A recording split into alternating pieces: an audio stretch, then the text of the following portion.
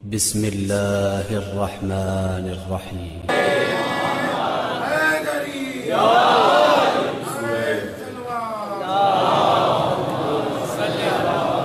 سورہ مبارکہ مریم کی 50ویں آیت کریمہ اللہ اپنے اس کلام میں حضرت ابراہیم کی دعا کو قبول کر رہا ہے۔ تاریخ ابدیت میں دو عبد ایسے گزرے ہیں جنہوں نے ابدیت کی اعلیٰ ترین مثالوں کو قائم کیا ہے۔ ایک کو ابراہیم علیہ السلام کہا جاتا ہے اور ایک کو حسین ہے۔ حضرت ابراہیم کو جب اللہ نے امامت کا درجہ عطا کیا، قَالَ إِنِّي جَاعِلُكَ لِلنَّاسِ إِمَامًا، تو اللہ نے کہا کہ میں تمہیں لوگوں کا امام بنا رہا ہوں، تو فوراً حضرت ابراہیم نے فرمایا وَمِن ذُرِّيَّتِي۔ یہ ذُرِّيَّتِی کا لفظ کچھ دیر کے لیے اپنے ذہن کے کسی گوشے میں روک دیجئے، مجھے اس سے استفادہ کرنا ہے۔ قَالَ وَمِن ذُرِّيَّتِی، حضرت ابراہیم نے کہا کہ اور میری ذریت میں یہ امامت کی تو کہا اور میری ذریت میں، تو یہ بھی طے ہو گیا کہ ماں باپ کو اولاد کا بڑا خیال ہوتا ہے، ماں باپ اپنی اولاد کا بڑا خیال رکھتے ہیں، اور ایسے ہی اولاد کو بھی ماں باپ کا خیال رکھنا چاہیے۔ البتہ اگر والد ابو طالب جیسا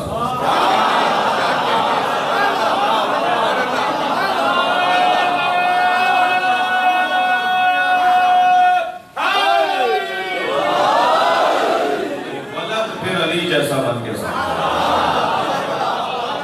پھر اللہ قرآن میں قسم کھاتا ہوا نظر آتا ہے۔ لَأُقْسِمُ هَذَا الْبَلَدِ، قسم ہے اس شہر کی، اس شہر کی قسم کھا رہے اللہ، مکہ کی قسم، تو مکہ میں تو مشرک بھرے ہوئے تھے، مکہ میں یہودی بھرے ہوئے تھے، مکہ میں تو ظالم بھرے ہوئے تھے۔ اللہ نے لاکھوں ظالموں کو نظر انداز کیا، ایک مصطفیٰ کو نظر انداز کیا۔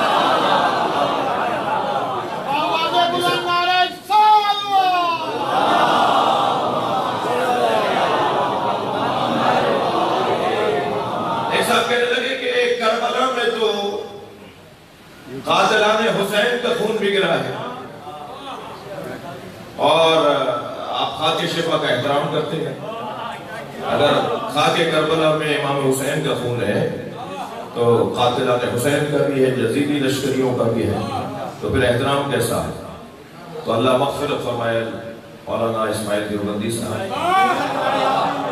انہوں نے بے ساختہ فرمایا قرآن میں تو شیطان کا ذکر بھی ہے۔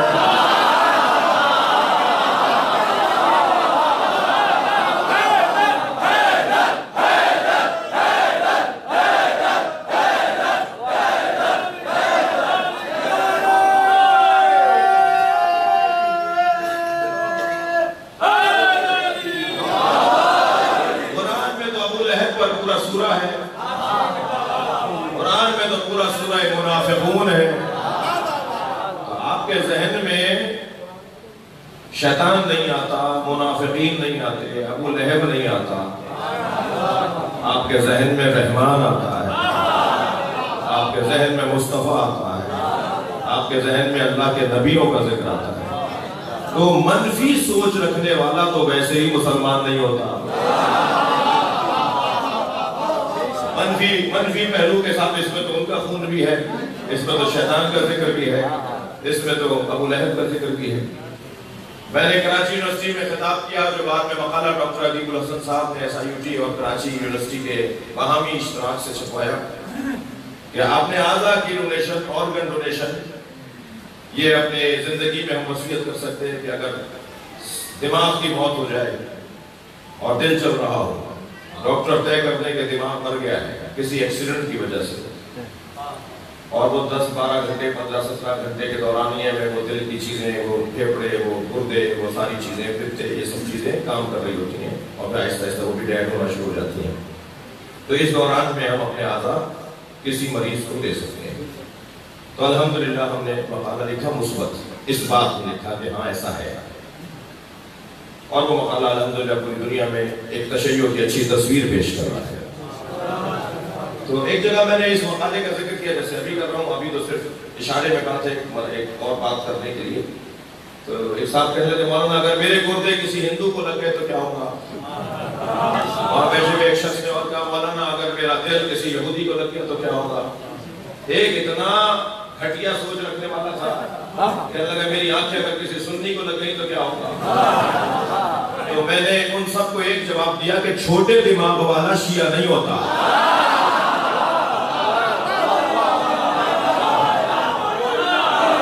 ہم تک نظر لوگ نہیں ہیں،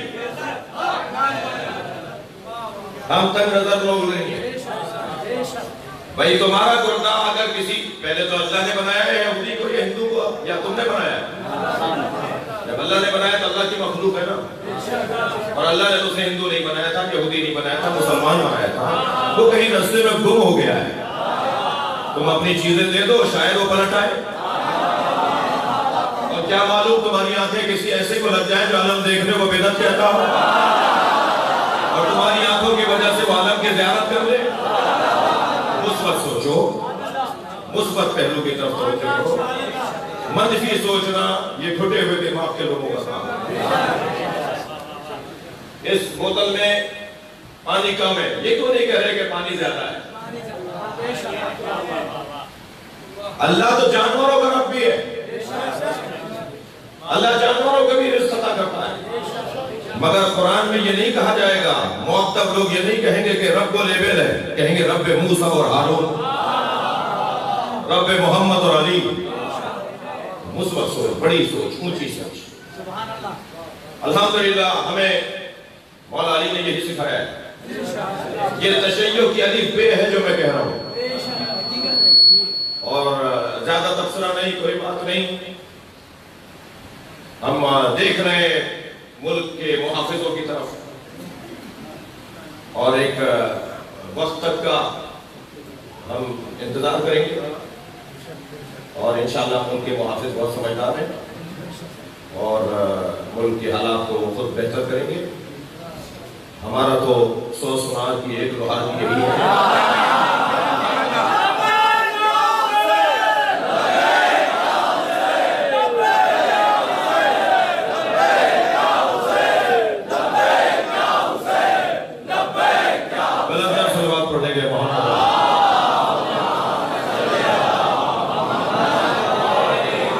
صبر سے کام لینا ہے، برداشت سے کام لینا ہے، اور پتھر آئے تو پتھر کا جواب پتھر سے نہیں دینا ہے۔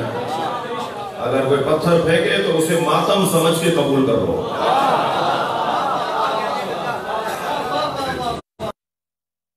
بازار چلے جاؤ،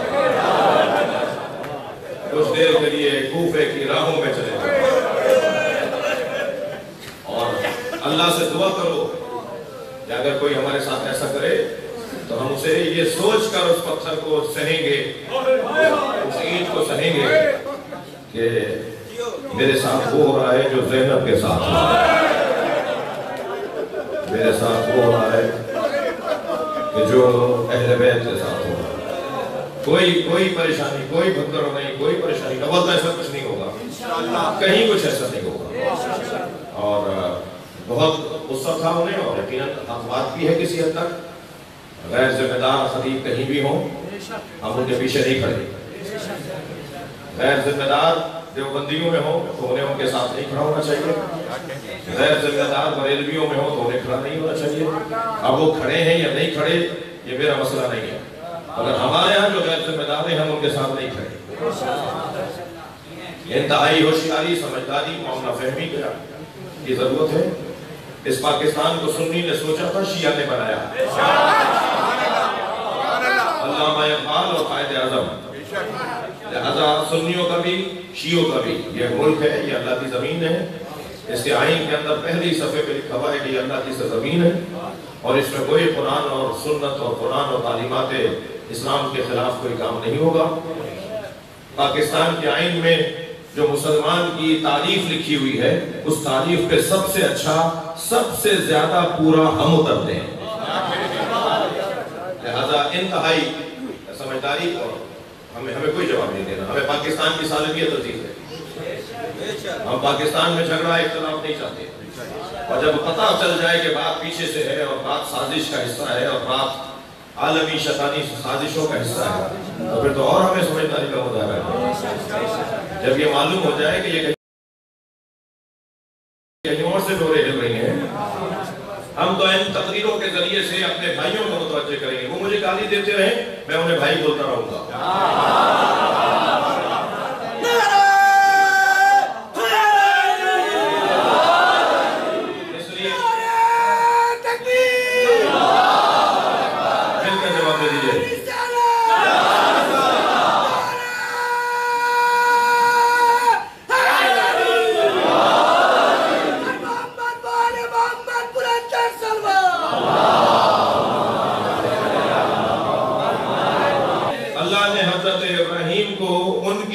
کی قبولیت کی بشارت دی ہے، یا اللہ میری ذریت ومن ذریتی، تو اللہ نے فوراً فرمایا لا ینال عہدی الظالمین، میرا یہ عہدہ، یہ عہدی میرا عہدہ نہیں پہنچے گا ظالموں تک۔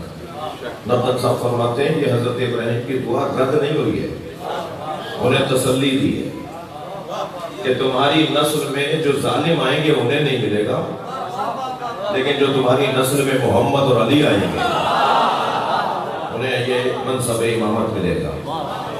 تو ذریت کا خیال رکھنا۔ اب ذریت ابراہیم ذہن میں رہے، حضرت ابراہیم نے اپنی ذریت کا خیال رکھا ہے۔ مجھے سمجھ میں نہیں آتا، مسجدوں میں تو درود ابراہیمی پڑھتے ہیں، اللہم صلی علی محمد و آل محمد کما صلیت و بارکت و ترحمت علی ابراہیم و علی آل ابراہیم انک حمید مجید۔ مسجدوں میں تو درود ابراہیمی پڑھتے ہیں، یہ باہر جا کر منافقت کیوں ہوتی ہے کہ ابو طالب کافر ہے؟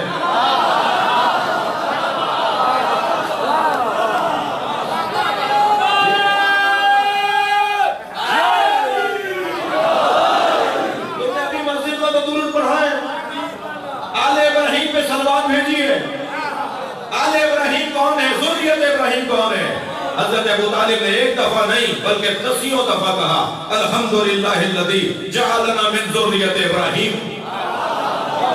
حمد ہے اس اللہ کے لیے جس نے مجھے ابو طالب کو ابراہیم کی ذریت میں قرار دیا۔ صلوات پڑھیں گے محمد وآل۔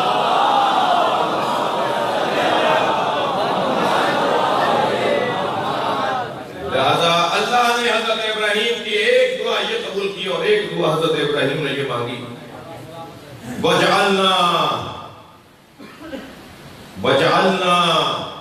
مِن ذُرِّيَّتِي لِسَانَ صِدْقٍ۔ یا اللہ میری امت کے اندر، میری ذریت کے اندر، میری نسل کے اندر ایک سچی زبان عطا فرما۔ تو اللہ نے جواب دیا وَجَعَلْنَا لَهُمْ لِسَانَ صِدْقٍ عَلِيًّا، اور ہم نے ابراہیم کے لیے ایک سچی علی زبان بنا دی، ایک علی زبان، لسان صدق، سچی زبان، علیہ۔ ہم نے ایک علی زبان جو سچی زبان ہے وہ ہم نے ان کے لیے بنا دی ہے۔ تو اللہ نے حضرت ابراہیم کی نسل میں ایک سچی زبان قرار دی ہے جس کا نام علی ہے۔ قرآن پڑھا ہوں میں، سورہ مریم کی 50ویں آیت ہے۔ اللہ نے حضرت ابراہیم کی نسل میں ایک سچی زبان بنائی ہے۔ اچھا سچی زبان، صرف زبان نہیں، مسئلہ ہی سچوں کا ہے۔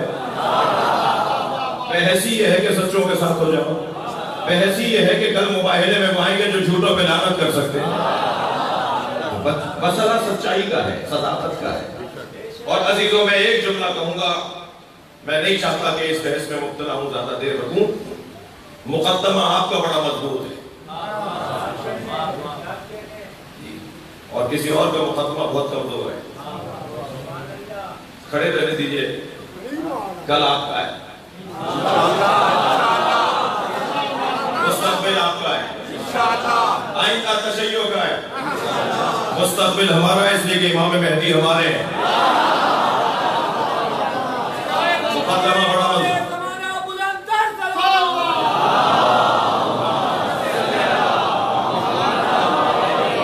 آپ کا مقدمہ بڑا مضبوط ہے، بہت مضبوط مقدمہ ہے۔ آپ سچوں کے ساتھ کھڑے ہیں، آپ حق کے ساتھ کھڑے ہیں۔ نبی نے فرمایا میں کوئی اپنی طرف سے جملہ نہیں کہہ رہا، حق علی کے ساتھ ہے، علی حق کے ساتھ ہے۔ فرمایا اللہ حق کو وہاں موڑ جہاں علی جائے، یہ نہیں کہا کہ علی کو وہاں موڑ جہاں حق جائے۔ حدیث میں یہ نہیں ہے کہ یا اللہ اللہم ادرل علی کما دار حق، ایسے نہیں کہا ہے یا اللہ علی کو وہاں چلا جہاں حق جا رہا، کہا یا اللہ حق کو وہاں لے جا جہاں نہیں جا رہا۔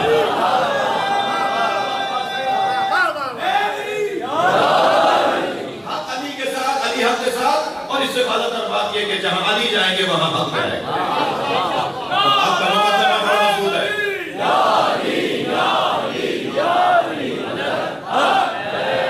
بہت عرصے سے، بہت روشن انداز سے بات آگے بڑھ رہی تھی۔ اب مسائل کچھ اور ہیں، مسائل کچھ اور ہیں۔ عالمی سیاست ہے، عالمی شیطنت ہے، یہ سیاست نہیں ہے، سیاست نہیں ہے، شیطنت ہے۔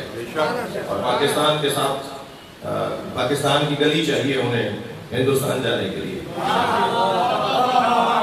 تو پاکستان کی گلی اگر آپ نے دے دی، پاکستان کو گلی کے طور پر آپ نے دے دیا، گزرگاہ کے طور پہ، کوریڈور کے طور پر اگر دے دیا، تو یہ ہندوستان جانا چاہتے ہیں اور پھر ہندوستان سے بیٹھ کر یہ بہت کچھ کرنا چاہتے ہیں اور پھر ایران کے برابر میں آگے بیٹھنا چاہتے ہیں۔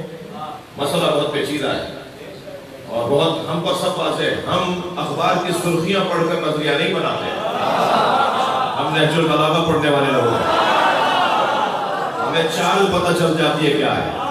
لہذا انتہائی تحمل مزاجی کے ساتھ اپنی قوم سے، اپنے مخدوموں سے، میں آپ کا خادم ہوں، آپ میرے مخدوم ہیں، میں آپ کا خدمت گزار ہوں، میں نوکر ہوں آپ کا۔ اور یقین جانیے کہ جب گالی پڑھ رہی تھی نا تو مجھے مولا علی کو سلام کرنے کا بار بار دل کرتا کہ وہی ہوا ہے جن کے بڑوں نے کیا۔ تو مجلس کرنے دو مجھے یار، ایک سلوات پڑھیں گے محمد و علی۔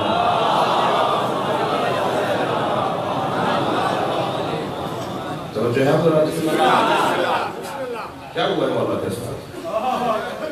مولا علی کے ساتھ جو ہوا تو فخر کرنا ہونا چاہیے، کوئی تناؤ کھچاؤ کی بات نہیں ہے، ہم سازش پر سمجھ رہے ہیں۔ ہماری مثال اس ماں جیسی ہے جس کے بچے پہ دوسری ماں دعوے دار تھی اور کہہ رہی تھی یہ بچہ میرا ہے، اور دونوں کے جھپٹنے میں بچے کے مرنے کا خوف تھا۔ تو مولا علی فرماتے ہیں پاکستان میں ہماری مثال ویسی ہے، اسلام میں مولا علی کی مثال ہے۔